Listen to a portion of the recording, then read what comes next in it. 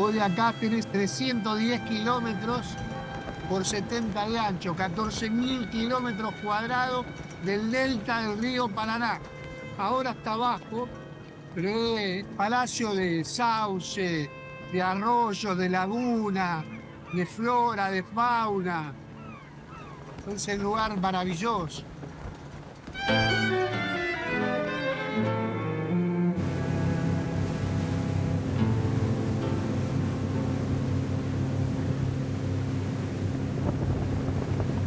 Ahora estamos saliendo de Rosario.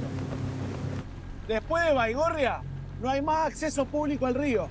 En kilómetro y kilómetro, la gente para bajar, baja por Soga, por Costadito de las Expresas, porque tenés toda una cantidad de pueblos de espalda al río.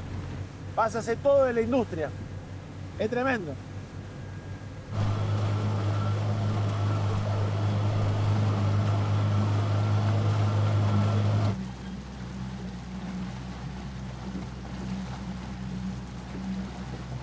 ¿Sacaste algo o no? ¿Y esta agua? Agua, todo veneno. Todo veneno, ¿no? Y mirá cómo queda la piedra. Todo veneno.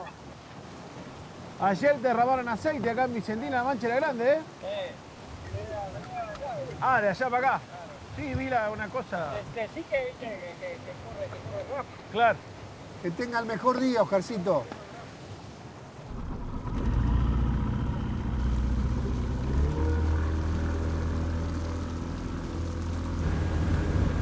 Este buque tiene 35.000 toneladas.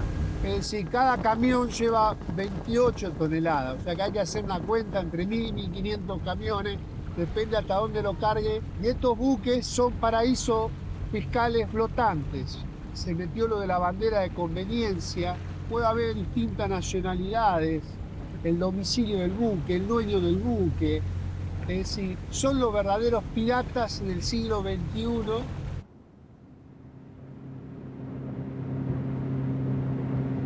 Está la Cruz del Quebracho, que recuerda la batalla de Punta Quebracho, una de las batallas más importantes de la soberanía argentina. Pero en realidad, esa cruz está trasladada y Cargill corrió 2 kilómetros el monumento y lo que hoy recordamos como la batalla de Punta Quebracho está más acá. Pero en realidad la batalla o los restos de la batalla que se encontraron están donde hoy está el muelle de Cargill. Es decir, esta batalla, en este lugar, donde los paisanos, los gauchos y los indios derramaron su sangre, está sentada una empresa de los Estados Unidos. Y eso sí que duele hasta los huesos. La primera mentira es cuando te dicen, con las estadísticas, cuánto exporta la Argentina. La Argentina no exporta nada. Lo que exportan son estas empresas, que el 90% son de capital extranjero.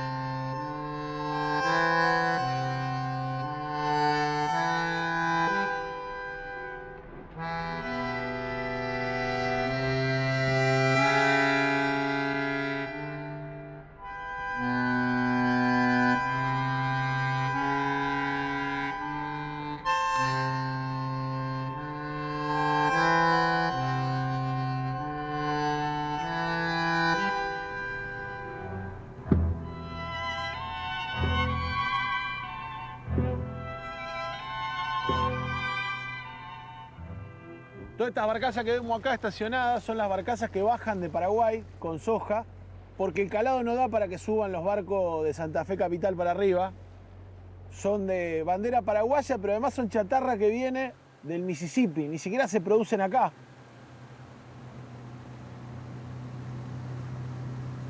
Acá estamos, en el medio de la isla, a varios kilómetros de la ciudad de Rosario, enfrente del puerto General San Martín, 2 puertos en el medio de la nada, donde no hay ningún tipo de control, no hay balanza, no se ve la aduana, absolutamente nada. Detrás de esos transbordos hay diferencias en todo el tema materia, todo el tema impositivo, tributario.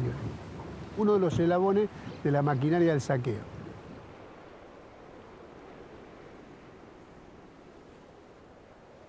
¿Por qué los estados, los gobiernos renuncian a tener el control y la administración de un río que tiene cualidades únicas? El caso del Paraná, 3.442 kilómetros.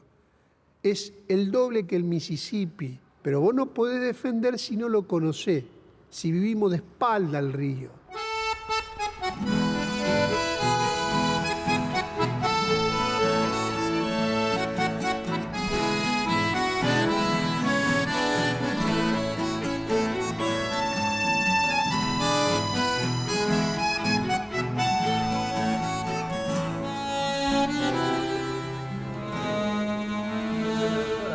Hoy sos joven, dentro de 20 años todo va para abajo, así que fíjate.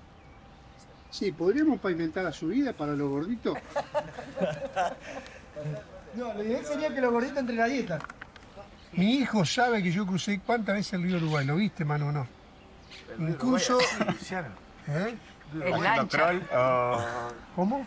¿De Uruguay? ¿Kroll? No, pero el río Uruguay, a ver, hay lugares que es muy ancho. Y allá le tenemos que tirar el salvavidas y traerlo a la costa de nuevo. El río Uruguay no es un río, es un cielo azul que viaja. Fíjate si hoy no es un cielo azul que viaja. ¿Eh? Pero este es el Paraná. Hoy el Paraná está más hermanado con el río Uruguay que nunca. Es importante mirar el río, porque Donata, ¿qué decía? El que ve sin mirar es tierra nomás. Bueno, el río lo mismo. El que mira sin ver el río es un río nomás, pero no sabe todos los secretos que lleva el río. Bueno, la Escuelita de la Patria para nosotros es uno de esos territorios de reivindicación de nuestra historia y de nuestro presente. Es el lugar de donde intentamos generar esa descolonización de la cabeza primero, ¿no? No hay descolonización posible de nuestra riqueza, de nuestro territorio, de nuestra nación sin descolonizar la cabeza. Que no lo inventamos ni mucho menos, digo, lo aprendimos de la historia también de nuestra guerra de la independencia, en donde una parte fundamental tenía que ver con la batalla de las ideas, con la batalla intelectual, con la batalla cultural, querés ponerle hoy para poner un término más moderno. Bueno, me parece que la Escuelita de la Patria es un lugar de donde intentamos dar esa pelea, pero bien desde el territorio, digamos.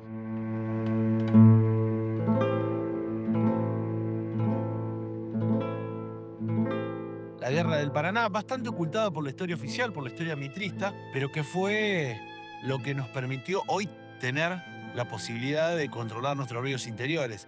Aquella gesta que fue gloriosa, que dirigió Lucio Mansilla a las órdenes de Juan Manuel de Rosas y que por supuesto se derramó sangre patriota, por la que hoy recordamos el 20 de noviembre, el Día de la Soberanía, es un capítulo en el cual perdimos el enfrentamiento frente a las flotas inglesas y francesas, las más poderosas del mundo, que querían controlar ni más ni menos que nuestro comercio exterior, nuestra soberanía política, nuestro río Paraná. Y en la construcción de la historia se fue perdiendo o se fue ocultando, me parece en realidad, otra gran batalla que fue la batalla de Punta Quebracho, que se dio acá en nuestra región, en lo que hoy conocemos como Puerto San Martín. Y a uno le da la sensación que eso se ocultó porque esa es la batalla en la que ganamos, en la que en una gesta popular, con participación de las mujeres, del pueblo, de los gauchos, además del ejército regular de Mansilla, pudimos vencer a los ingleses y a los franceses. Y entonces, bueno, me parece que es un recuerdo que la historia oficial no quiere que quede latente, ¿no?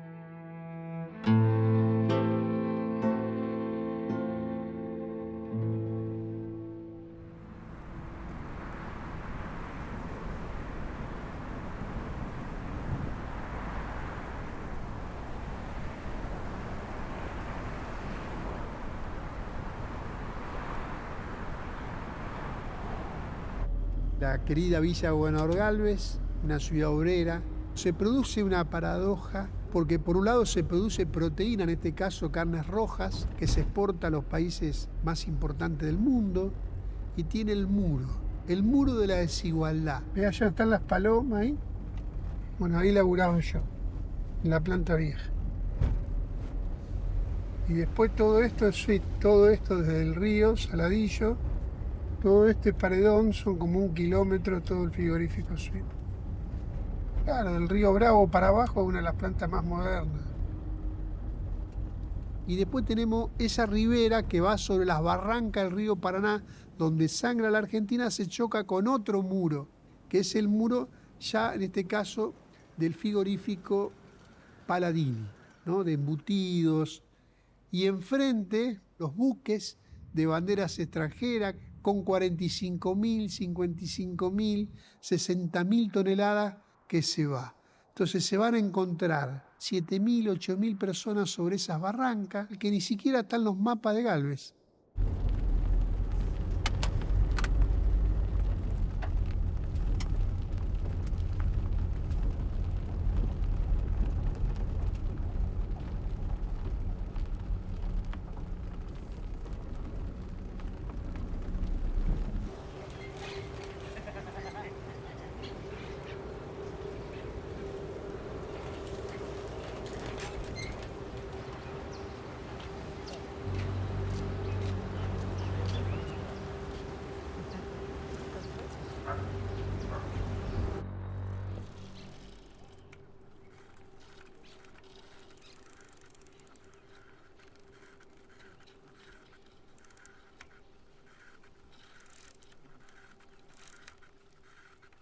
Yo conozco este barrio, que es el barrio de La Ribera. Es uno de los barrios más grandes de la ciudad. La ciudad de Villa Gobernador Galvez es la tercera ciudad más grande de nuestra provincia. Y en el barrio viven alrededor de entre 800 y 1.000 familias. Si uno se detiene a ver el barrio, es como una imagen de la desigualdad que existe en la ciudad, en la provincia y en nuestro país. Y una de las cosas que siempre aparecía era la necesidad de que hubiese un centro de salud. Armamos un proyecto que integraba a estudiantes de la facultad y se lo presentamos a Secretaría de Salud de la Municipalidad y abrimos esta posta sanitaria. Una médica, una enfermera y un kinesiólogo. Hoy la posta cuenta con ese equipo de profesionales, con una fonoaudióloga, una ginecóloga y una psicóloga.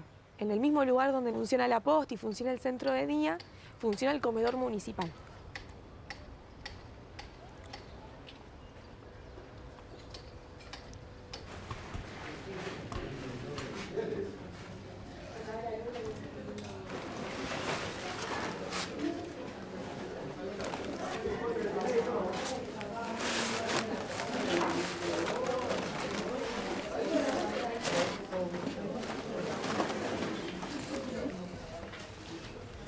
Este es un comedor municipal que funciona hace muchos años. Nosotros hacemos la leche a la mañana, mate cocido y leche, y entregamos el pan. Y a las 3 de la tarde, lo mismo. Son pescadores y gente que no tiene recursos, porque son familias grandes, numerosas.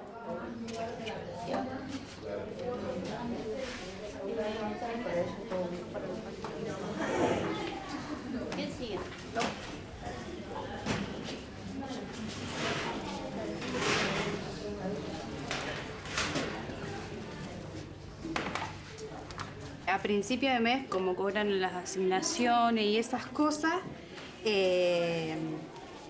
por ahí deja de venir. Pero lo que es a partir del 15, hay veces que no llegamos. Te piden azúcar, te piden yerba, te piden leche, un paquete de fideo y por ahí hay, por ahí no hay. No sé cómo le digo a la gente, no hay. Pero acá tenés todas las edades. A partir de los 12 años, pero el de 12 viene con el hermanito más chiquito y el hermanito y el hermanito y así. Así que no hay un límite de edad.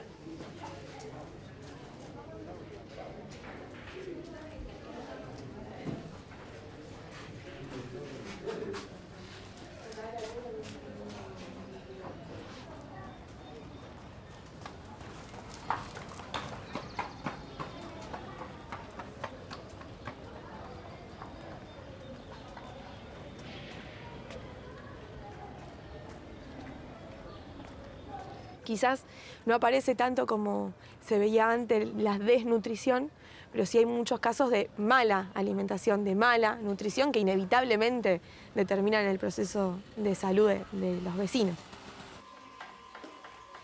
La Sole, a mí en lo personal,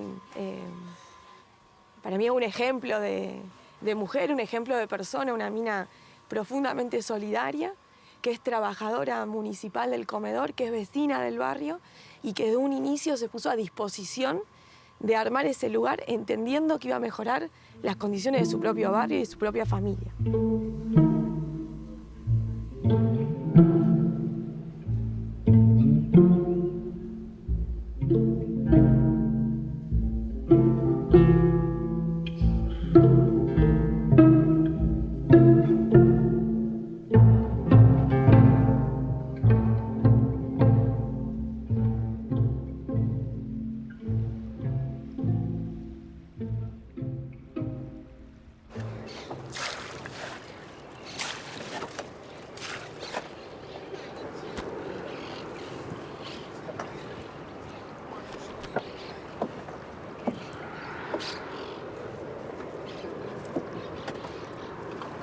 Nosotros a las 6 estamos arrancando.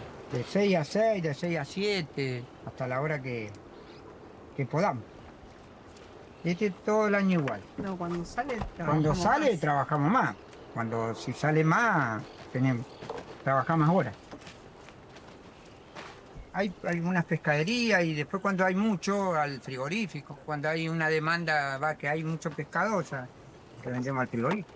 Ahora no, ahora se está vendiendo al público, porque hay poco pescado.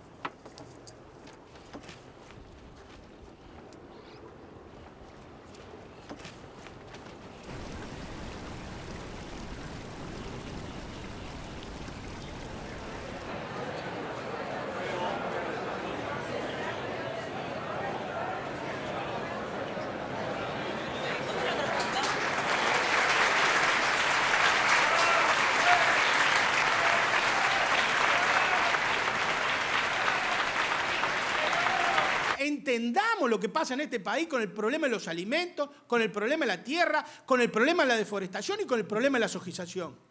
Son todos rayos de la misma rueda. Es el modelo de monocultivo inducido con concentración de tierras y renta que nos encajaron en los 90 a partir de la nueva División Internacional del Trabajo y de la incorporación de China al mercado mundial. Nosotros somos proveedores de forraje de los chinos, no productores de alimentos. Dejen de hablar al pedo y decir las cosas como son. Sin Estado no hay agricultura porque estamos trabajando sobre un bien finito. Tierra hay la que hay. A ver, si lo dejamos libre, el más grande se come al más chico, pero de acá a la China. No hace falta que lo expliquemos. Entonces, el Estado debe poner ese límite. Y hay que urbanizar el debate rural. ¿Para qué? Para que entienda el movimiento obrero que parte de las paritarias, a partir de discutir el aumento nominal de sueldo, debe discutir el precio de los alimentos.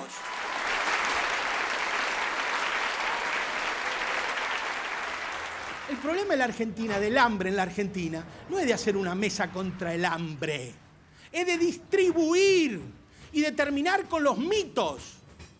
Los mitos. Ese mito que exportando más vamos a vivir mejor, minga.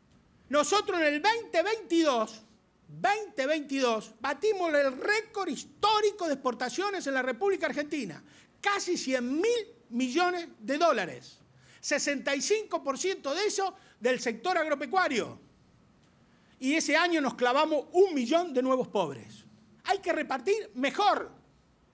Hay que ser más equitativo. La exportación no te salva nunca. Nunca te salva. Hay dos formas de producir alimentos y las dos tienen una mirada política e ideológica. O se produce mirando exclusivamente los balances de las grandes empresas transnacionales y de los grupos monopólicos, o se produce mirando la soberanía y seguridad alimentaria de la nación y el bienestar del pueblo. El hambre en la República Argentina no tiene que ver con la producción, tiene que ver con la distribución de los alimentos. Cómo producir, dónde producir y quién lo produce. Eso tiene que ver esencialmente con el bienestar de los argentinos.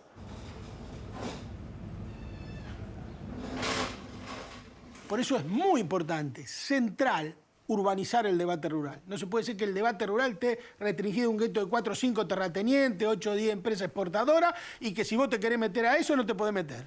Pará, ¿cómo es esto? ¿Por qué no me puedo meter? Si los alimentos dependemos los 47 millones de argentinos.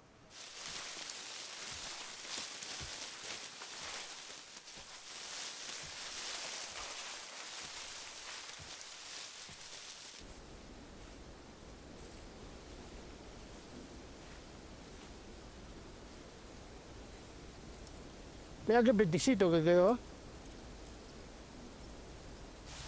La provincia de Buenos Aires produce el 50% de todo el trigo que se produce en la República Argentina.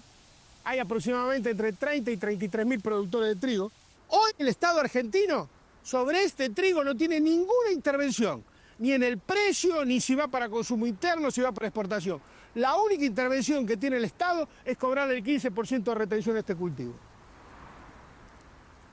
El trigo hace 5.000 años que pone y saca gobierno en el mundo. Había un viejo axioma, no me acuerdo si era romano, que decía que aquel gobernante que no conoce el precio del trigo no puede gobernar su país. Si hay trigo, hay paz. Si no hay trigo, hay conflictos sociales. Significa que hay hambre.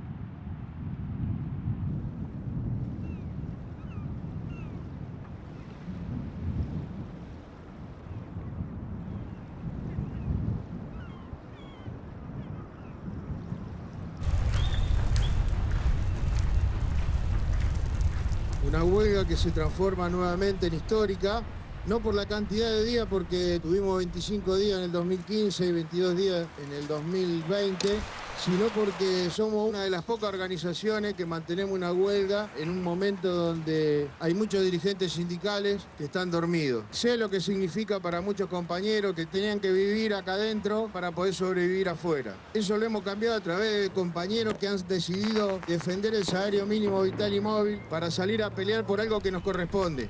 Esta huelga se caracterizó por la agresividad que tienen algunos medios, que son mercenarios, que deben estar deseosos de que perdamos esta lucha. Y nosotros le vamos a demostrar de que sí sirve luchar y sí sirve hacer el plan de lucha que nosotros venimos haciendo de hace muchos años.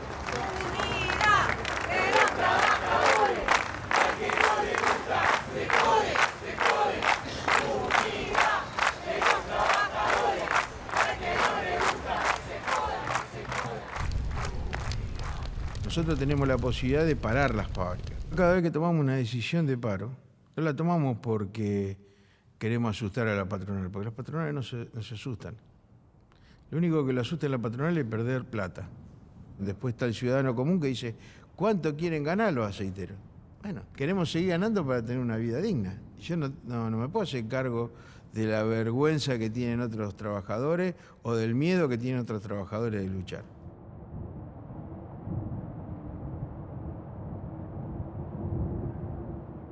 ¿Quién es Daniel Jofra? Este tipo maneja los aceiteros en Argentina. Porque este mugriento no deja entrar camiones y salir los barcos. Hay 10.000 camiones varados en los principales puertos de exportación y hay 20 barcos que no pueden entrar a las terminales porque este Gil tiene parado la producción. Poneme de nuevo la imagen del tipo. Yo no pido violencia. Yo lo que pido es que los echen a todos. Creo que el odio de él hacia nuestra clase es lógico porque representa a empresarios, representa a un modelo de país que no nos incluye. Creo que lo hace con un interés porque él es productor, tiene campo en Santa Fe, porque él lo dijo. Y sinceramente a mí la opinión de una persona que tiene intereses creados no me interesa. Y me acuerdo que le mandé el video a todos los trabajadores porque él dice no quiere violencia, pero los despidos son violencia. Rosario y Santa Fe se movilizan en defensa de la Marina Mercante. La delegación Puerto San Martín, seccional Rosario, delegación San Nicolás, martes 13 de mayo a las 10:30, concentración en este caso en la Bolsa de Comercio de Rosario.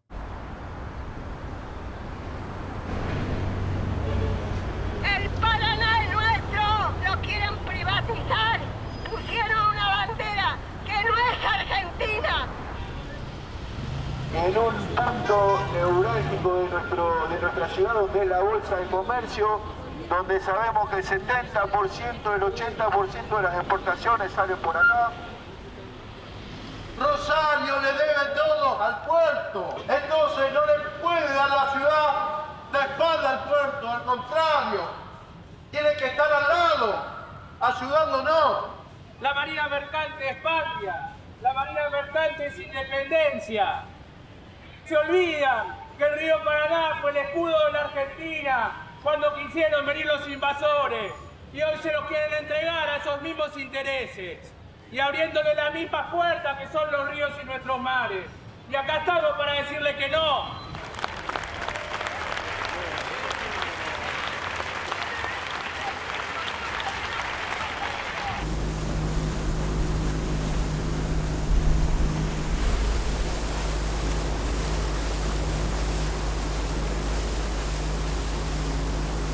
El sereno de buque hace de enero que no está trabajando. Por un decreto presidencial le reguló el servicio. Esa condición puso a todos los buques sin seguridad. Somos 60 serenos en lo que es el cordón industrial. Abarca San Lorenzo, Puerto San Martín y Timbúes, 900 en todo el país. El sereno cobra el 0,007 de lo que es el movimiento económico de un buque. Las agencias dicen que fue un ahorro. Esta es la instalación ACA de la ciudad de San Lorenzo. Ahí justamente está amarrado un buque, Elias. Un poco la función del sereno es cuando el buque amarra, colocar la escala, ser el primero en subir y chequear que tengan todas las credenciales, todos los elementos de seguridad y todas las condiciones para poder abordar y trabajar en normalidad. Acá lo que se ve son los desagües de las terminales, largan sus desechos directo al río, sin ninguna prevención, sin ningún control. La verdad que no se sabe bien cada terminal qué es lo que larga.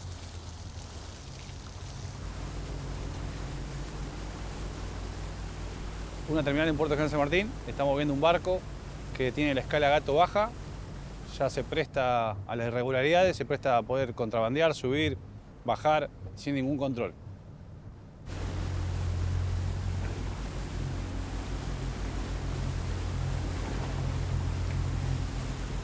Ahí tenemos un taxi lancha que no se sabe si está realmente matriculado o no. Está atado a un cabo.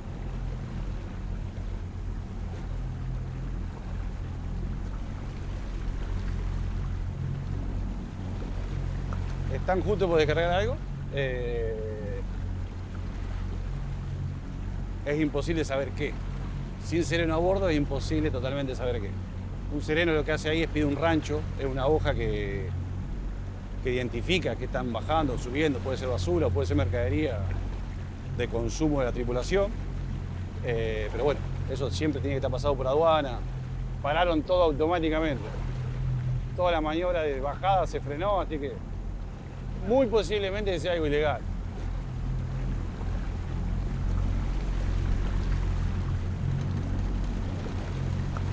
Mi experiencia en dar alertas y avisar cualquier irregularidad, la mayoría son experiencias medias malas, para llamarla de un modo.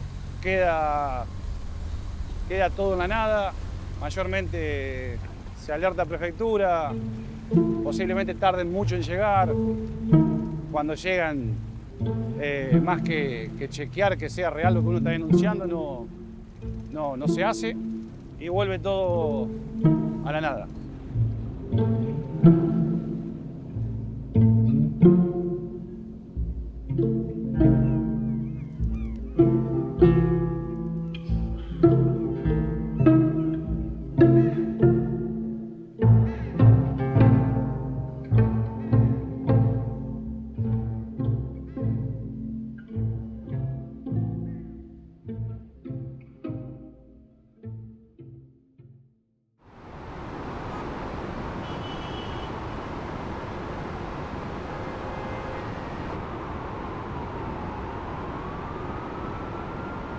Sabemos que en el río Paraná Hay mucha droga que viene navegando en forma oculta. De hecho, hace relativamente muy poco hubo un barco con casi la cantidad de 500 kilos de cocaína, en un grado de pureza bastante notable, que venía escondida dentro de cámaras frigoríficas de un barco que se iba a Europa, obviamente. Una vez autorizado por el juez de garantías la entrada al barco, el capitán del buque nos muestra que dentro de la cámara frigorífica había aproximadamente más de 20 bultos envueltos en caja de cartón, y a su vez cada bulto contenía un empaquetamiento totalmente cerrado, impermeabilizado, cosa que podía ser dispuesto en el agua sin que se mojara la droga que contenía. Fue el cocinero, digamos, responsable de introducir esa droga dentro del barco y guardarla en un lugar determinado hasta que el barco partiera.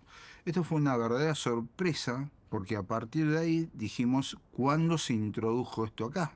El cocinero se lo terminó acusando por el término de 6 años y pico y fue condenado a esa pena. Indudablemente nos quedan algunos blancos. ¿De dónde viene la droga? ¿Quién es el capitalista? ¿A dónde iba la droga? ¿Quién la iba a recibir? Nosotros intervenimos como fiscalía cuando el hecho ya está consumado. El Estado tiene que intervenir previamente. El control es del Estado. Si el control no establece dónde controlar, cómo controlar y quiénes deben controlar, si no establece esos parámetros en forma clara, la gente va a seguir cometiendo delitos, porque no va a encontrar ningún freno y contrapeso a la actividad que él realice. Y si consigue una gran ganancia en función de una actividad delictiva que realiza y sabe que nadie lo va a controlar, indudablemente esto es un negocio millonario para mucha gente. Me llamaba la atención en estos días los diarios de la región de la provincia de Santa Fe, que desaparecieron el tema del cargamento de media tonelada de cocaína. Ya no está más en los medios de comunicación. Ya habíamos dicho que este era el 5º cargamento de cocaína que en los últimos 5 años salen de los distintos puertos de Vicentín. Los que tienen San Lorenzo, los que tienen Ricardone y Rosario. Terminal Puerto Rosario, el mítico puerto de Rosario. Yo te saludo, capital de los cereales que te levantas junto al río Paraná. Rosa crispada, siderúrgica y obrera, donde fluye la riqueza del país, decía aquella hermosísima canción del folclore. Rosario, el puerto más importante del mundo allá por la década del 30 del siglo XX. Rosario, hoy su puerto, está en manos de Vicentín. En agosto del 2022 iba a salir por terminar Puerto Rosario, Vicentín, 1 tonelada 600 kilos de cocaína. 1 tonelada 600 kilos de cocaína. Y mostraba cómo funcionaba el sistema, porque de esa tonelada 600 que iba a salir por el puerto de Vicentín en Rosario, 50 kilos quedaba para el mercado interno de las bandas narcopoliciales barriales. Para que quede claro cómo funciona, el cargamento grande se va a distintos lugares del mundo y queda para pagarle a la banda narcopolicial que le alquiló el galpón para enfriar la mercadería, como se dice, quedaban 50 kilos que después se disputan a sangre y fuego en distintos barrios de la ciudad de Rosario. Estamos hablando de una media tonelada de cocaína que se cargó en Montevideo. El que carga el barco con la cocaína es el cocinero del barco y dice con absoluta claridad, a cambio de que no lo metan preso 10 años por mentir, que allí en el puerto de Vicentín, iban a cargar una carga similar, otra media tonelada más, y que se quedara tranquilo porque del puerto de Vicentín de San Lorenzo se cargan de 2 a 3 veces por mes cargas de cocaína y que no le iba a pasar absolutamente nada. Esto es Vicentín. Es que los grandes negocios del narcotráfico y la exportación de cocaína vienen por los grandes empresarios. Hay que sacarse el velo de la cabeza y empezar a darnos cuenta que los grandes empresarios no son seres impolutos, incorruptibles, sino que manejan los lugares de exportación más importantes en cualquier lugar del mundo. Y que los grandes medios de comunicación generalmente creen que los grandes empresarios es algo así como un sinónimo de honestidad. Mentira, absoluta mentira. Bienvenidos a este tercer encuentro del curso de formación política Argentina sangra por las barrancas del río Paraná. Intentamos seguir profundizando en conocer para poder defender, que es un poco el leitmotiv del encuentro y de este curso. Vamos a unir dos historias, que es la historia del narcotráfico por un lado, o una parte de la historia política del narcotráfico, con la historia política de Vicentín. En 1973 se inventa la DEA y el 1 de agosto de 1974, José López Rega, el increíble ministro de Bienestar Social que teníamos, dijo una frase extraordinaria, lo dijo en la embajada norteamericana. Nosotros combatimos a la droga porque combatimos a la subversión terrorista internacional. Impresionante. En 1977, en medio de la noche carnívora del terrorismo de Estado, la dictadura le ofrece un puerto por primera vez a esta empresa vinculada a la cuestión algodonera y recientemente iniciada en el negocio de los cereales, le ofrece nada menos que un puerto de aguas profundas. Ahí Vicentín empieza su gran juego de meterse en el exclusivo juego del negocio internacional de ser exportadores de cereales. Ahí da un salto cualitativo. El 24 de abril de 1978, por un acuerdo entre Jorge Rafael Videla, al frente del terrorismo de Estado en Argentina, y Hugo Banzer, al frente del terrorismo de Estado de Bolivia, se da el principal acuerdo para liberar la zona noroeste de la Argentina para los cocaleros bolivianos. Cuenta Ida Levi en su libro El Rey de la Cocaína que la salida por la Argentina se empezó a dar justamente a través de Rosario, a través de esta alianza con Videla y con Galtieri, cuando Galtieri era el comandante del segundo cuerpo de ejército. Esto es impresionante. Cuando vos usás el Estado colonizado al servicio de empresas, lo haces al servicio de negocios legales e ilegales de las empresas. El narcotráfico forma parte de esa financiarización de la economía. Son dos hechos simultáneos. Por eso es impresionante cuando vos vas a esos lugares que no solamente tienen guardia privada, sino que prohíben que un representante del Estado, nacional, provincial o municipal, se metan en sus plantas. Son terceros estados, tienen soberanía por encima de las soberanías comunales, municipales, provinciales y nacionales. Terceros estados tenemos metido acá en la provincia de Santa Fe. ¿Quiénes son los grandes responsables del narcotráfico? Las grandes empresas privadas que manejan hoy la Argentina.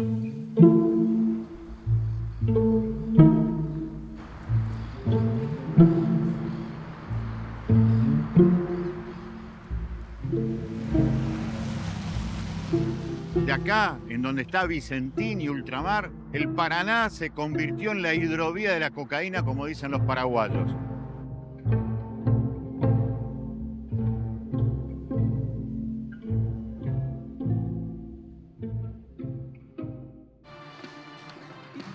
Anuncio del vocero presidencial de Manuel Adorni.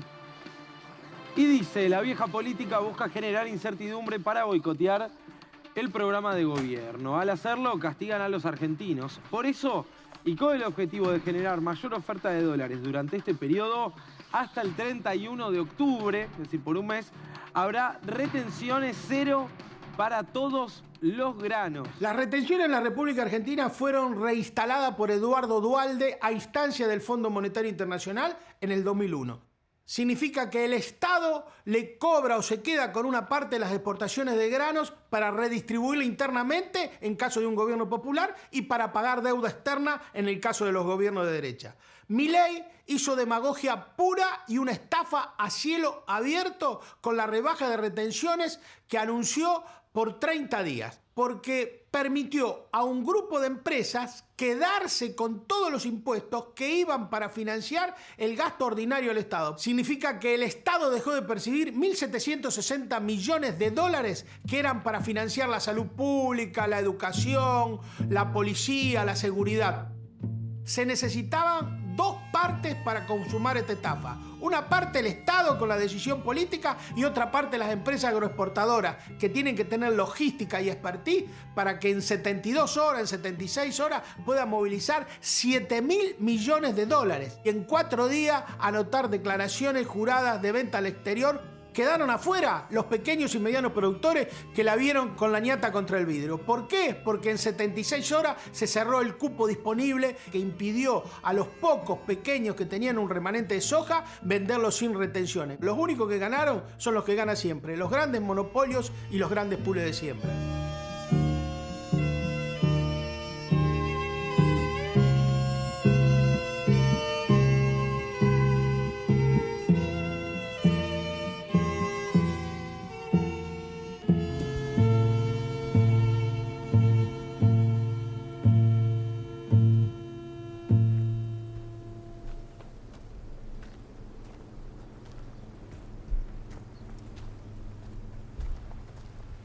Estamos en Punta Quebracho, el lugar exacto en donde derrotamos a ingleses y franceses. Ahora, en ese sitio histórico, está el puerto de Cargill, que carga esos barcos.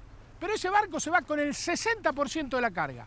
Va a Montevideo y de Montevideo va a completar a Quequén. Solamente se explica navegar por el Punta Indio porque en el puerto de Montevideo están todas las empresas cáscara que permiten la fuga de divisas en la República Argentina. Tan es así que es 122 kilómetros más largo que el Canal Magdalena, 50 metros más angosto y es en donde se producen el 60% de los atascos de los barcos con una demora en la navegación que ocasiona miles de dólares de gastos adicionales. El Canal Magdalena además es un canal a favor de las mareas, a favor de viento y cuesta muchísimo menos dragarlo.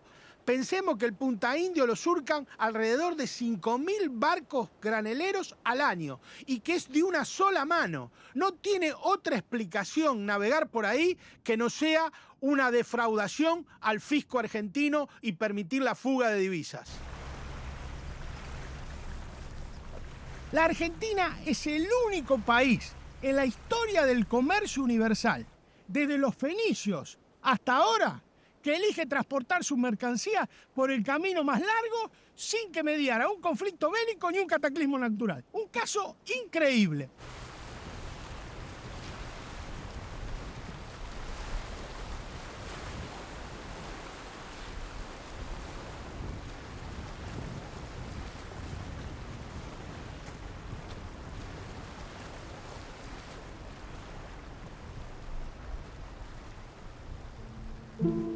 El 80% del comercio de granos en la República Argentina y en el mundo se hace intrafirma. Cargill Argentina le vende a Cargill Uruguay y Cargill Uruguay le vende a Cargill China, a Cargill Rotterdam, a Cargill de otros puntos del mundo. Es fundamental entender eso porque en los que se denominan precios de transferencia, ahí hay una monumental evasión. Esa plata es la que nos está faltando para pagar mejores jubilaciones, para pagar mejores escuelas, para pagar mejor salud pública. Ahí es donde se va parte de nuestro déficit fiscal.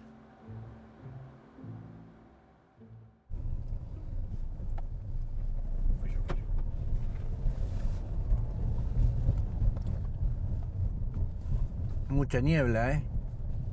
Yo tendría que haberme quedado en casa. Acá me dicen el turco. Y hay un dicho que dice, perdido como turco en la neblina. Nosotros venimos de productores agropecuarios desde 1890 más o menos. En el 2001 nos fundíamos todo, el campo estaba hipotecado. Tuve que alquilar el campo por 3 años, pago adelantado, para poder pagar esa hipoteca que tenía el viejo, salvar el campo.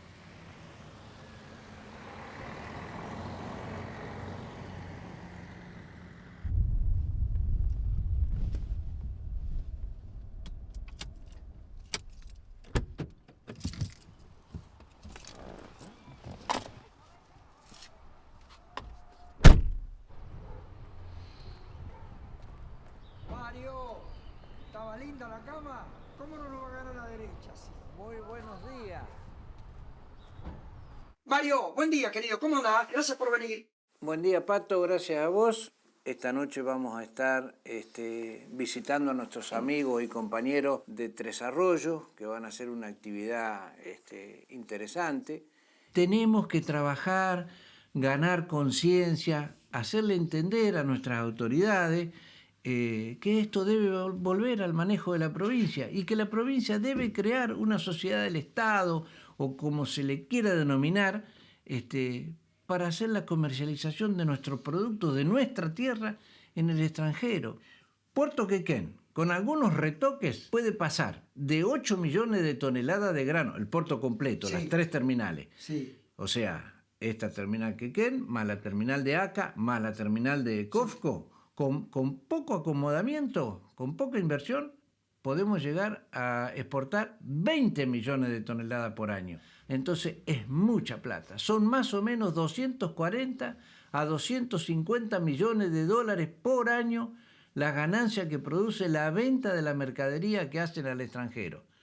Estos pobres tipos de Dreyfus, Cargill, Bunge, Glencore, Viterra, bueno, toda esta pobre gente, un sacrificio enorme, ganan 250 millones de dólares por año. Multiplicá por 33 años, ¿cuánta guita se fue de acá? 7, 8 mil millones de dólares. Es mucha plata, no se puede regalar así, no podemos ser tan taura. ¿Que es fácil? Y yo no digo que sea fácil. También San Martín debe haber pensado que cruzar la cordillera no era fácil, pero para las grandes tareas están hechos los hombres. Bueno, buenas tardes. Nosotros hemos constituido una organización libre de ciudadanos. Queremos ir a las cuestiones que hacen a las transformaciones profundas para lograr una liberación profunda y definitiva. La vida de todos nosotros, seamos empleados públicos, kiosqueros o tengamos un almacén, depende de lo que sucede con nuestra economía. Y resulta ser que ahí, en esta rama fundamental que nos atraviesa a todos los habitantes de esta región, viven profundas contradicciones. Por ejemplo, en los últimos 30-35 años, Argentina ha triplicado las exportaciones de sus granos y sus productos. Sin embargo, la pobreza se ha multiplicado por 5 o por 6, para ser modestos. Resulta ser que, graciosamente, un gobierno traidor hace 30 años atrás, comandado por Carlos Menem, decidió entregar un patrimonio nacional que teníamos en nuestras manos, que era la comercialización de nuestros productos. Entonces vivimos una gran paradoja, que los argentinos no podemos vender al mundo los productos que producimos en nuestro propio suelo. Es una contradicción inaceptable. Debemos rebelarnos como ciudadanos a semejante infamia. ¿Por qué? Porque la actividad exportadora de granos representa nada más ni nada menos que el 92% del ingreso de divisas al Tesoro Nacional. Tenemos que sacarnos la costumbre de siempre ver qué es lo que pasa y se decide allá arriba. Y empecemos también a participar los ciudadanos llanos para transformar la patria.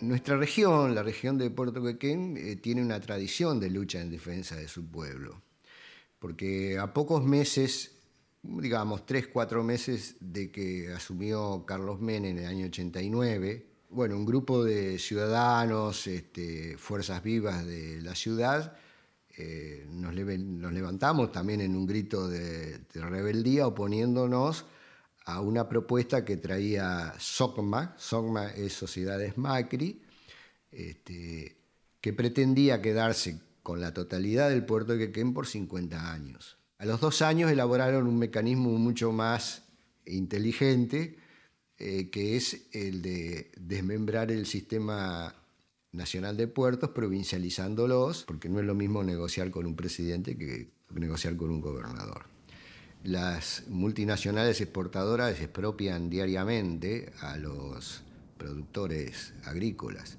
fundamentalmente a los pequeños y a los medianos. Si recorremos las zonas aledañas a Puerto Quequén, incluso en el interior de la provincia de Buenos Aires, vemos que las multinacionales van instalando plantas de acopio, entonces ya empiezan a manejar también la comercialización interna.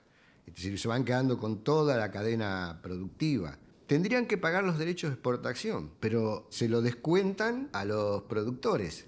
Han logrado hacer ver que el que les impone ese tributo es el Estado, pero en realidad los que se lo imponen son las exportadoras, porque ellas tendrían que pagar.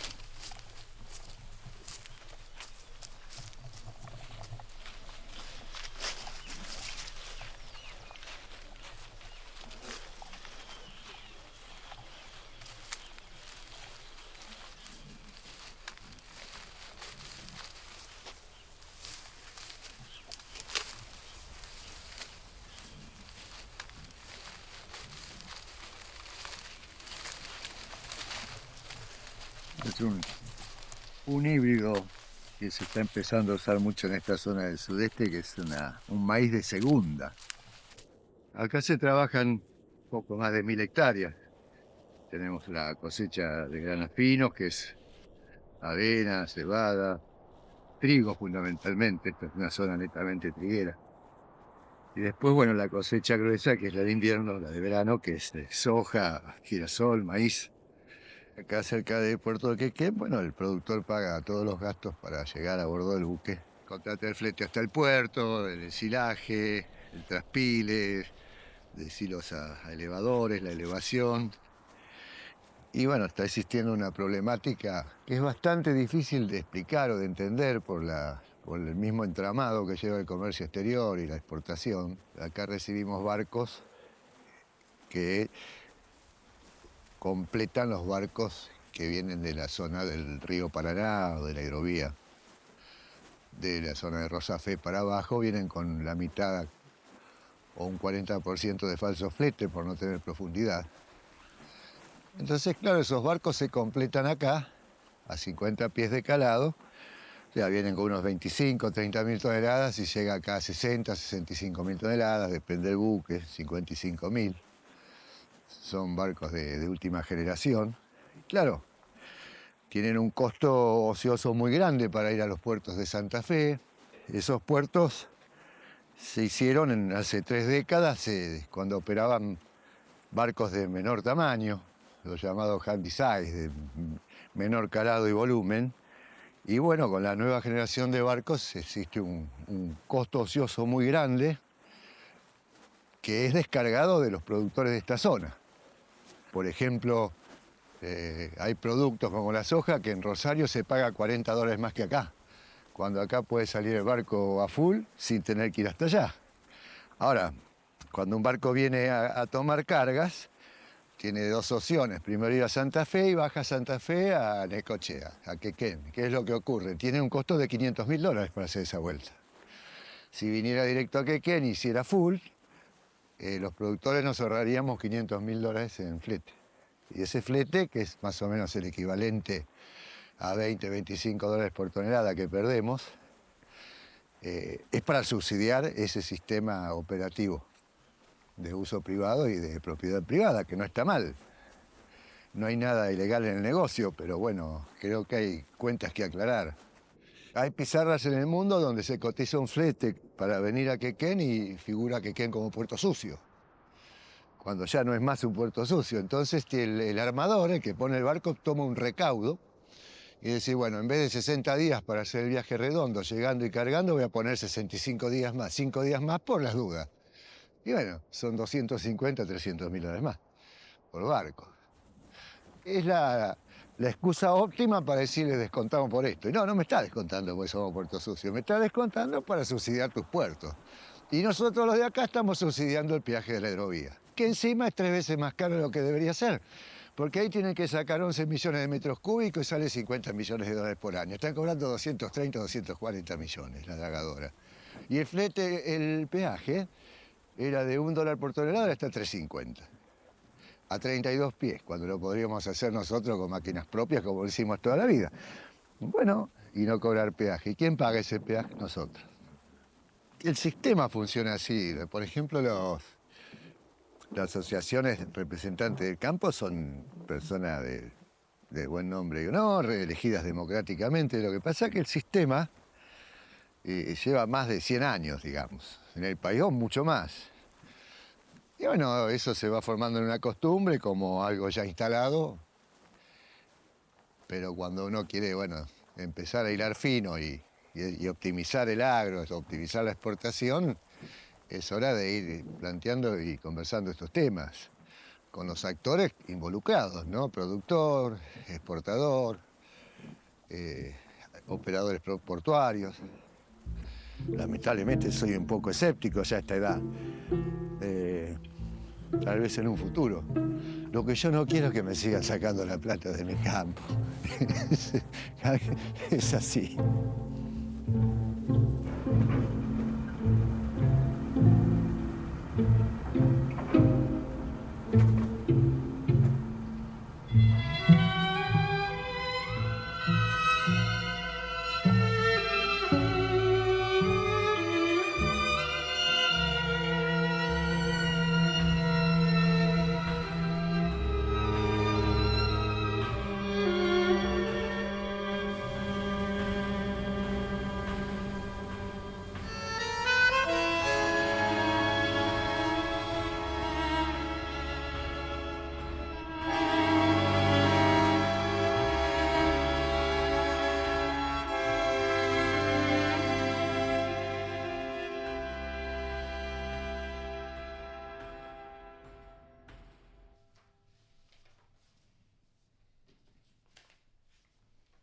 Yo estudié Economía Marítima y después hice posgrados en Europa, en desarrollo de cuencas fluviales, negocio naviero. Ese fue mi métier hace 40 años, ¿no?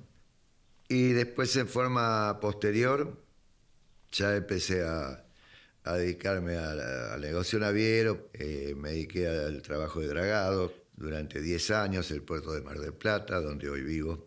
Y sé muy bien, sí, cuánto sale un dragado, porque además he competido con ellos, yo, contra las grandes empresas internacionales que son realmente poderosas, son como la Coca-Cola y la Pepsi, digamos, del dragado. Y bueno, después de eso, mi actividad también paralela fue la explotación agropecuaria, por eso es que empecé a hablar de estos temas. Estos son archivos periodísticos de la época de inicio de la hidrovía. Estamos hablando de años 88, 89, ya de los primeros pasos que se dieron. Y en ese entonces es curioso porque no se contemplaba Rosario como nodo principal de transporte fluvio-marítimo y los puertos privados todavía no estaban construidos.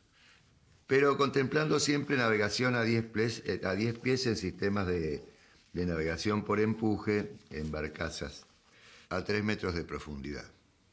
Y de ahí, en estos puertos, transbordar a buques de ultramar.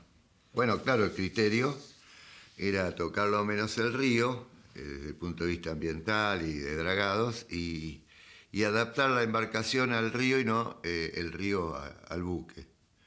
Entonces, dejar el traspaso en lugares de aguas más profundas, evitando el dragado del Paraná Medio. Y la hidrovía fue tomado como el proyecto principal de integración de los 5 países del Mercosur como tal.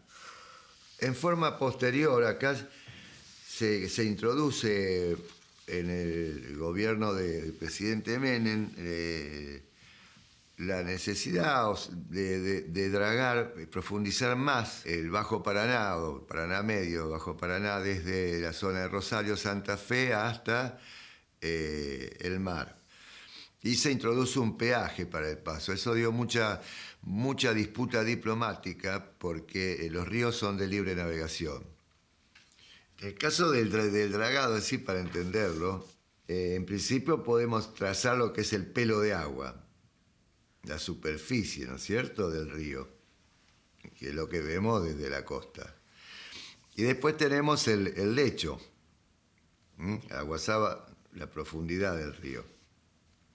El lecho no es rectilíneo como el perfil del agua, sino que abajo nosotros podemos decir 10 pies hasta acá y después de acá a acá 32 pies. ¿Y qué es lo que ocurre? Entonces el río viene de esta manera. Va bajando, va bien en 10 pies, después baja más a 15, después sube y ahí tenemos un paso crítico. Después se mantiene, después sube y tenemos un paso crítico. Después hace esto, después baja, no sé, ahí sobra calado, después sube. ¿Qué es lo que se draga? Si nosotros queremos ir a 10 pies, se draga solo esto. Las puntas, los que se llaman pasos críticos, no se draga todo. En el caso de los 32 pies, que es de Rosario Santa Fe hasta el Río de la Plata, esos 32 pies también ocurre lo mismo, no son 400 kilómetros de dragar. En realidad el cauce natural del río, la profundidad natural del río son 32 pies. No es que haya que llevarlo de 26 a 32 pies todo. Lo que se llama es un proyecto, es un dragado de mantenimiento de la profundidad natural del río prácticamente, los 32 pies. Si ahora eso lo quieren hacer de 32 pies a 42 pies, eso ya es profundización. Y eso ya genera un impacto ecológico que todavía no ha sido aclarado o debidamente estudiado y no hay datos concretos sobre ese impacto. Se venden proyectos tildándolos de vital importancia o soberanos, y acá la única soberanía es la que se llevan las empresas de dragado internacionales haciendo un dragado que ya hacíamos nosotros, que son meramente 60 centímetros de dragado en algunos pasos críticos. El negocio del barro se llama, cobran por sacar barro, y sacan barro donde no hay que sacar barro, y lo estamos pagando los productores.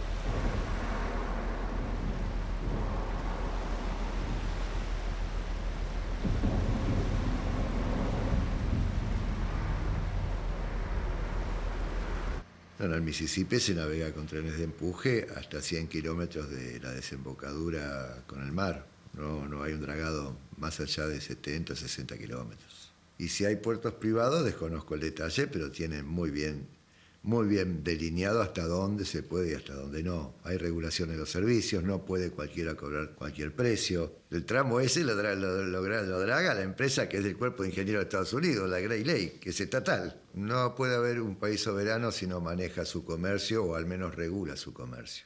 Esto es exactamente la soberanía en términos prácticos, en economía, en riqueza. Podríamos construir barcos, podríamos transportar nuestras propias cargas.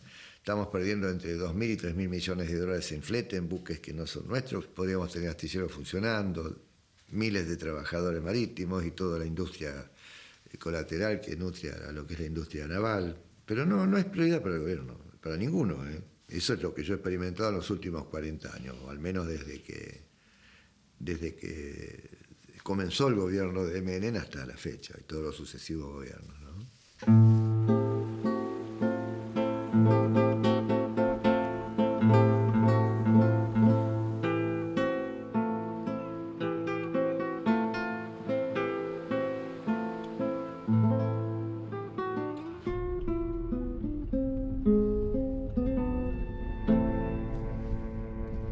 Chimenea Negra del Estado, mira lo que es. Derrumbada mientras una draguita que no es ni un tercio de esto está dragando, y es portuguesa. Esta es nuestra, mira lo que es esto. El abandono. Mira lo que es. Mira lo que es esta bestia.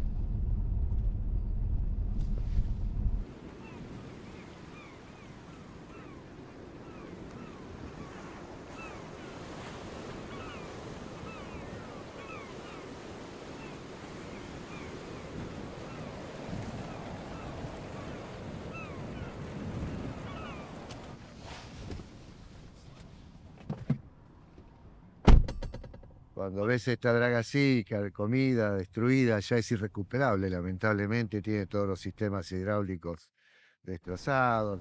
Verdadera pena verla, a mí que soy amante de estas actividades, ver semejante buque así es penoso, muy penoso. Así es.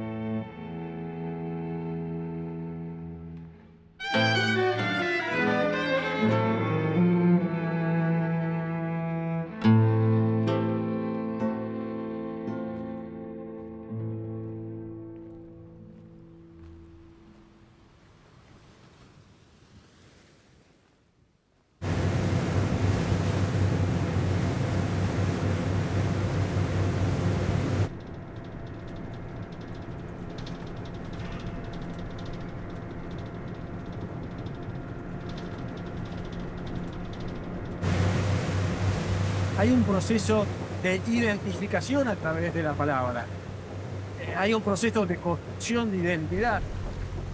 La relación nuestra con dos palabras, que es el río Paraná y el río de la Plata, es muy importante, es muy delicada. Yo a veces me aterrorizo de la forma que una cuestión tan importante, tan sensible, tan determinante sea manejada con ese nivel de superficialidad y sustituida por esa palabra hidrovía que ni siquiera es castellana. Los chicos jóvenes tienen que escuchar palabra Paraná, tienen que escuchar Río de la Plata, tienen que construir identidad a través del río y del agua. Y eso tenemos que lograr, que los argentinos los identifiquemos y recuperemos esa palabra. Porque ahí empieza el trabajo, empieza a volcarse, recuperar nuestra marina mercante, recuperar nuestros puertos, recuperar nuestros barcos, recuperar nuestros astilleros, recuperar los oficios, recuperar la carpintería naval, el espíritu del cedro, el espíritu del acero. En fin, yo creo que son cosas que nos constituyen y que realmente son una tragedia el hecho de haberlas perdido.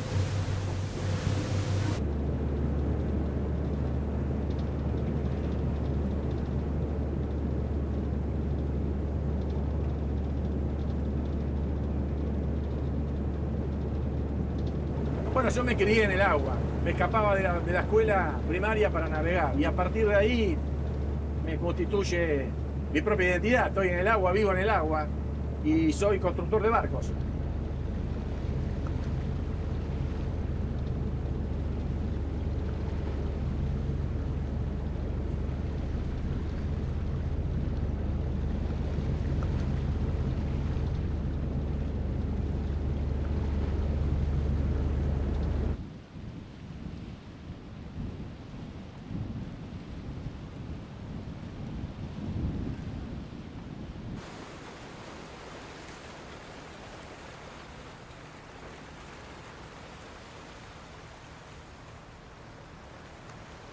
Damos inicio oficialmente a esta ceremonia de presentación del buque pesquero Santísima Trinidad, un barco argentino, con el orgullo argentino de la industria naval argentina.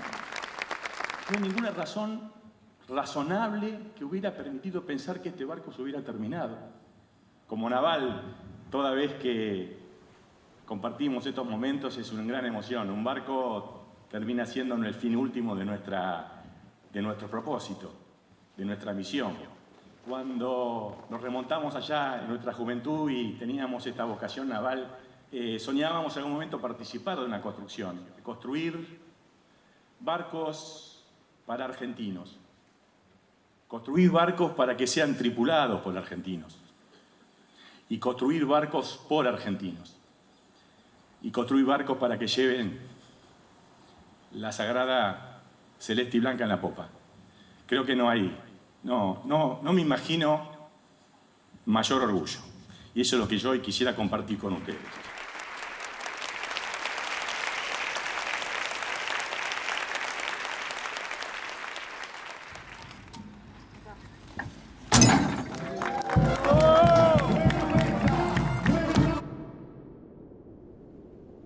No me defino como empresario, me defino como ingeniero naval.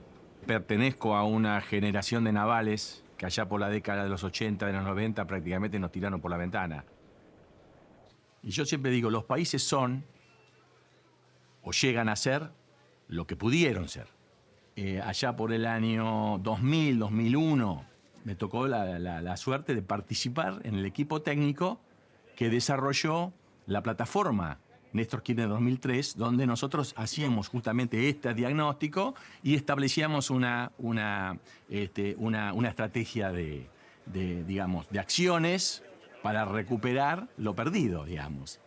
Ahí aparece, por ejemplo, acordate, en el 2004 Néstor Kirchner firma un decreto muy importante que lo desarrollamos nosotros, y yo participé mucho en el texto, que es el decreto 1010 del 2004, donde se empieza a recuperar o intentar recuperar la bandera nacional en los barcos, totalmente cedida por las regulaciones de Menem, de Cavallo, de Sturzenegger, que trabajaba en ese gobierno. Ese decreto establecía un marco transitorio que en 2 años tenía que haber una ley de marina mercante, Ahí desarrollamos justamente un canal que nos permita bypasear, integrar la cuenca del Plata con el Atlántico Sur, que es navegar libremente, poder ir de Mar del Plata a La Plata, por ejemplo. Es decir, lo que pretendemos, poder unir, porque el espíritu del Canal Magdalena es la integración. Es cierto que la situación del país era muy precaria y tal vez no había oportunidad de... Pero empezamos a tener infiltrados, ministros infiltrados en el gobierno. Yo digo, lo que se llama transporte o Ministerio de Transporte, Secretaría de Transporte, está intervenido independientemente que gobierne el peronismo, que gobierne el radicalismo, que gobierne el macrismo o que gobierne los libertarios. De hecho, terminó nuestro gobierno y nosotros no pudimos licitar en Magdalena, porque había sido preparada para fracasar. Que como yo siempre digo, la Argentina no es un país pobre, es un país saqueado. Y el saqueo requiere un modelo, digamos, no es fácil saquear.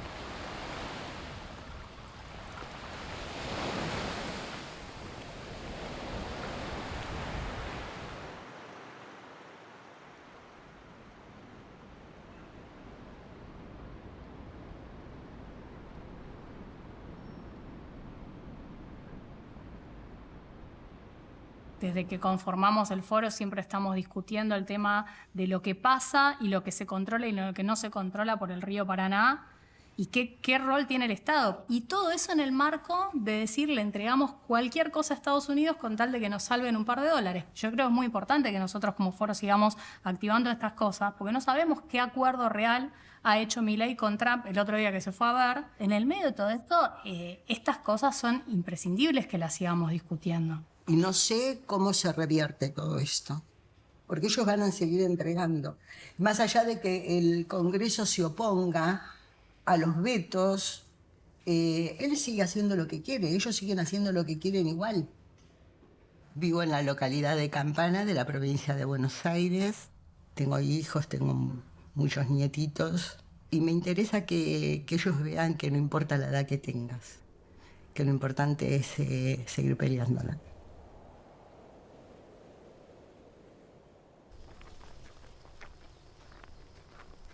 Yo vivo en el barrio Los Pioneros de la ciudad de Campana, que está alejado 10 kilómetros del casco urbano. Y cuando empezamos a tener problemas en el barrio con respecto a las fumigaciones, integré el colectivo y integro el colectivo barrial que se llama Pioneros por el Agua. Esta lucha se empieza a dar cuando yo todavía no vivía en el barrio, recién empezaba a venir porque había comprado los terrenos acá.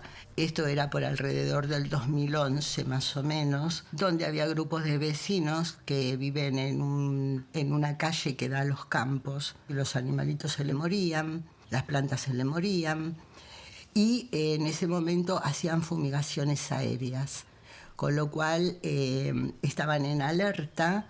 Y en cuanto escuchaban a las avionetas a cualquier hora de la noche, ¿no? Porque generalmente lo hacían de noche, comenzaban a tratar de llamar a las autoridades municipales para que vieran qué era lo que pasaba. Bueno, este es el campo que está cerca del barrio, cruzando la calle está el barrio, que está, en este momento está cultivado, no por soja, porque estas plantas no son de soja, otra cosa que no conozco. Esperemos que no necesiten agrotóxicos. En ese momento estaba como subsecretaria de Medio Ambiente en la Municipalidad de Campana, una licenciada en biología. Entonces ella empezó a hacer toda una investigación y realmente estaban fumigando. Los productores, que son 2, presentan recursos de amparo y se les otorgan los recursos de amparo. ¿Cuál era la justificación? Que ellos perdían mucho no plantando su soja en estos campos. Con lo cual la vida, ni siquiera la de ellos mismos, les ha importado. Soca sigue fumigando igual. Y en el 2021, la hijita de una compañera del grupo empieza con unas erupciones en la piel importantes.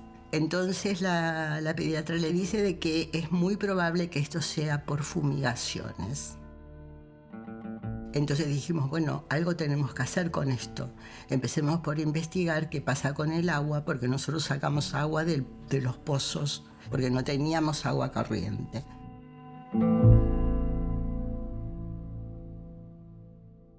En estas hojas están los resultados de los análisis que fuimos haciendo en cuanto nos enteramos del problema de la vecinita del barrio. Que entre los vecinos nos movilizamos, juntamos dinero y mandamos a hacer pruebas del agua, que por supuesto tuvimos que hacer con los protocolos que corresponden y todo lo demás. Y los primeros los hicimos en la Facultad de Agronomía. El resultado nos llegó en junio del 2021. Ahí se hicieron 6 muestras de agua de 6 viviendas, entre ellas está la mía, y los valores fueron altísimos, al punto tal que nos recomiendan que hiciéramos un estudio más profundo en Balcarce, en el INTA de Balcarce. También preparamos las muestras de agua y muestras de tierra. Dieron alto los valores de glifosato y de AMPA, que es ácido aminometilfosfónico, y generalmente se encuentra en la parte residual, digamos, lo que queda como residuo. En Balcarce encontraron 32 moléculas de distintos agrotóxicos. Fue un golpe muy duro el que recibimos.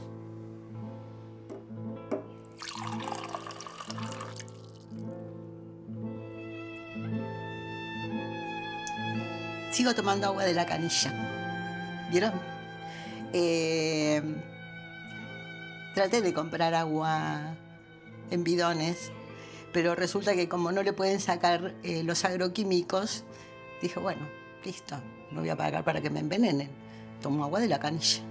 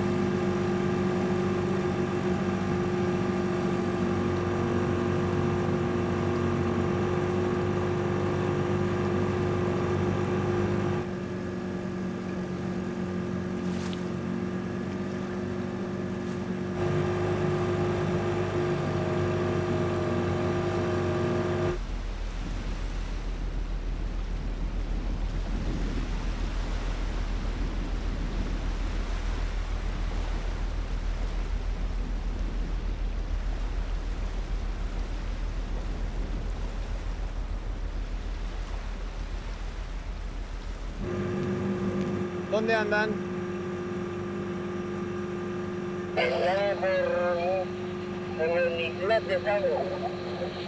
En el islote, por cosa, digamos, vamos por el medio del islote, pero del lado de Costa Chaqueña, digamos. Van por el medio del islote del lado de la costa chaqueña, me dicen. Sí. No, pasando por el medio, digamos, por el medio de la isla. Bueno, nosotros estamos por entrar ahí. Y no sé cómo decirte, Facu, estamos... no sé. Yendo para Corriente, pero vemos el puente lejos todavía. Le decía hoy esto a ella, que no había visto nunca el agua cristalina así del Paraná en ningún lado. No la había visto nunca tan cristalina el agua en ningún lado. En esta temporada es así, clara. Y en otra, ahí tiene una temporada que es en diciembre, por ahí, que se pone colorado un mes, por ahí. Después ya cambia. Vuelve otra vez a ser clara el agua. La zona chaqueña está el agua sucia por el tema del que viene el agua del Bermejo, que es hasta mayo, más o menos el 20 de mayo, que va a estar así. Después se limpia. Porque somos cultura de agua. Este es el continente de los ríos y vienen a poner pie en nuestro continente. Si esto se produce, perderemos la gran oportunidad de que este recurso sea de acceso a todos aquellos que vivimos aquí. y no como hoy que tenemos ciudades en este río Paraná que tienen serio problema de acceder al agua. ¿Por qué? Porque han profundizado el cauce principal del río y lo que antes el agua que se iba a los laterales en el humedal desapareció.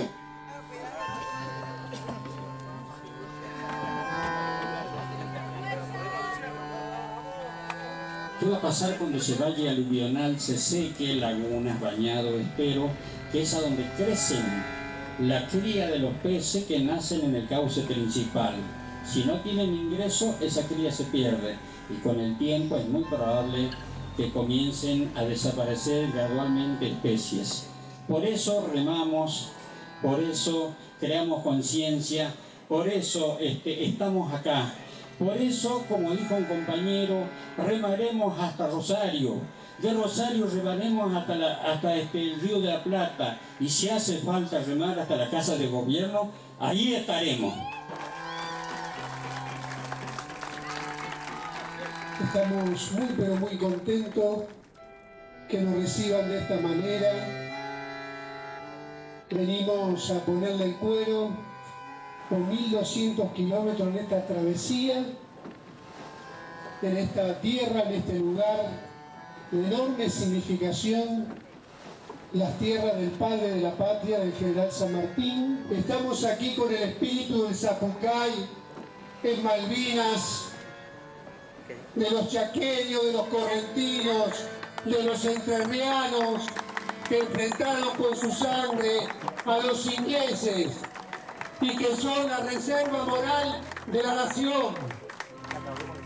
Y aquí con ese espíritu de ponerle el cuerpo a las ideas y a la patria que nos enseñaron aquellos que en la vuelta de obligado en la guerra del Paraná, una guerra que la ocultaron, donde enfrentamos a la flota anglo-francesa, donde los gauchos, los paisanos, los indios, los hijos y las mujeres derramaron su sangre para que este río sea de nosotros.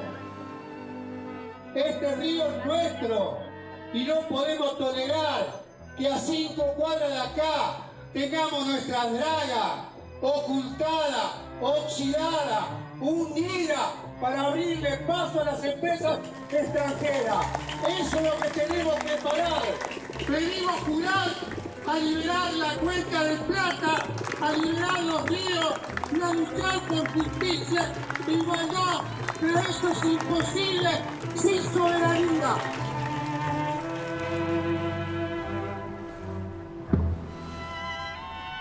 Remando por el agua y la vida, a favor del Paraná para que no haya un ecocidio con el dragado de 44 pies que va a hacer bolsa todos los humedales del río Paraná. La Argentina sangra por las barrancas del río Paraná es una interpelación a los argentinos.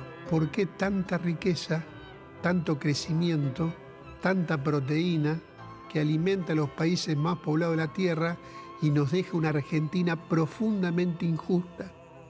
El paisano, ¿qué quiere decir? Que lleva el país adentro. Eso quiere decir paisano. Es decir, los argentinos, como diría el general San Martín, no somos empanada para que nos coman ni un bocado.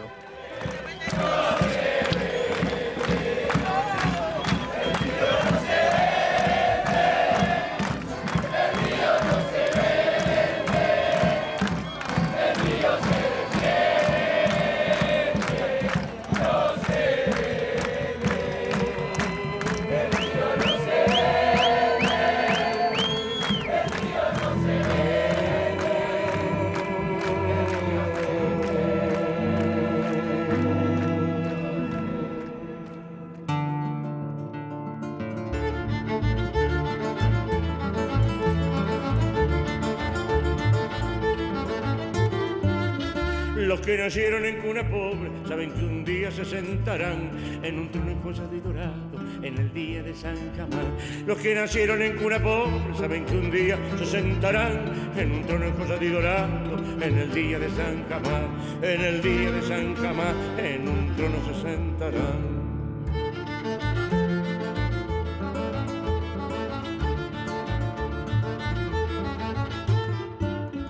La bondad tendrá precio ese día, ahorcarán a la dura maldad. Y los pobres del mundo, señores, tendrán panes y tendrán sal. La bondad tendrá precio ese día, ahorcarán a la dura maldad. Y los pobres del mundo, señores, tendrán panes y tendrán sal. En el día de San Jamás tendrán panes y tendrán sal.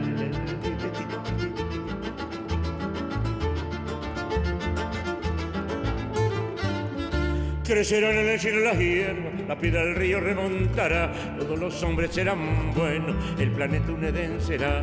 Crecerán en el cielo las hierbas, la piedra del río remontará, todos los hombres serán buenos, el planeta un Edén será. En el día de San Jamás, el planeta un Edén será.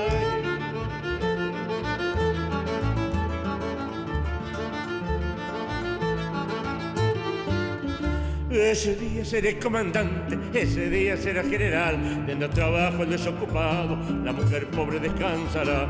Ese día seré comandante, ese día será general, tendrá trabajo el desocupado, la mujer pobre descansará. En el día de San Jamás, mujer pobre descansará.